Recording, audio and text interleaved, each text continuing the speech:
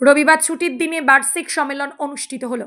এদিন Badanganj pensioners association 23তম বাৎসরিক সম্মেলন হলো বদনগঞ্জ শ্রী শ্রী শারদামণি উচ্চ বালিকা বিদ্যালয় প্রাঙ্গণে। কিভাবে বলবো, আমার তো পরিচয় আগে সকলেই জেনেছেন, দিয়েছে, নতুন করে কিছু বলা নেই। আমি আসলে কোনো আমার জীবনে উৎসব অনুষ্ঠানের মধ্যে কেটে গেল সংস্কৃত জগতে। আর আমি তো একটু আগেই বিভিন্ন রকম শুনেছেন। আমি ঈশ্বরের আল্লাহ বিশ্বাসী নই।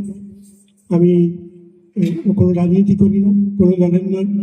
কংগ্রেসের সময়ও আমি তাদের 25 বছর তাদের সময় থেকে আমি সব দেখেছি। তারপর সিপিএম এসেছি, তারপর মমতা এলো, আবার বিজেপি। আমি 4 যুগের জনম দুঃখী না। আমি কাজে আমি রাজনীতি করি না, ধর্ম করি না। আমি আজ স্বামীজিকে নিয়ে উৎসব হয়েছে, আমি বক্তব্য শুনেছি। আমার সব জায়গাতে আমি বলি, আমার মাথার উপর স্বামীজি আছেন, তার আদর্শে অনুপ্রাণিত হয়ে চলি। জীবে প্রেম করে যেই জন সেই জন সে বিশিষ্ট।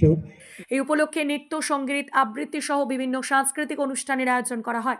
এদিন এই অনুষ্ঠানে হুগলি, মেদিনীপুর, বাঁকুড়া, হাওড়া, পুরুলিয়া, বীরভূম সহ বিভিন্ন জেলার অবসরপ্রাপ্ত সরকারি কর্মীরা একত্রিত হয়।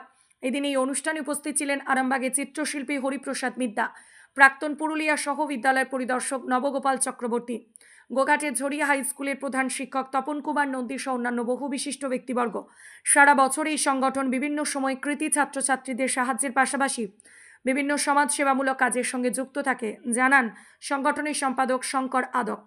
অ্যাসোসিয়েশন করছি, এখানে রাজনৈতিক মতাদর্শের কোনো চিহ্ন নেই। আমরা একটি অরাজনৈতিক সংগঠন। এখানে যারা আমরা আছি, এখানে সদস্যবৃন্দ তারা বিভিন্ন জেলা থেকে এখানে উপস্থিত রয়েছেন বাঁকুড়া, পশ্চিম মেদিনীপুর, হুগলি এবং আরও অন্যান্য জেলাগুলি থেকে।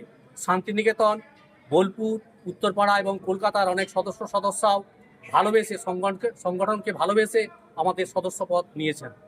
এই মুহূর্তে তাদের সুখ দুঃখের কথা বলতে অনেক সদস্য আছেন যারা শয্যাগত। তাদের আমরা খোঁজ খবর রাখি। তাদের লাইফ সার্টিফিকেট জমা দেওয়ার ক্ষেত্রে এই অ্যাসোসিয়েশন একটা মুখ্য ভূমিকা আছে। এরা সমাজসেবামূলক বিভিন্ন কাজের সঙ্গে যুক্ত হতে থাকে। এই যে গেট টুগেদার, এই যে মিলন মেলা, এই যে আমরা সবাই একসঙ্গে এখানে হাজির হয়েছি, আমরা সবার সুখ দুঃখের অংশীদার হতে চাই, সবার সাথে সব কথা শেয়ার করতে চাই।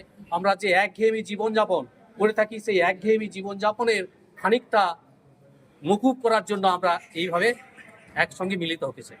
রাজ্য সরকারের কাছে এ পর্যন্ত কিছু দাবি দাওয়া নিয়ে আমরা আগাতে পারিনি। এর আগে আমাদের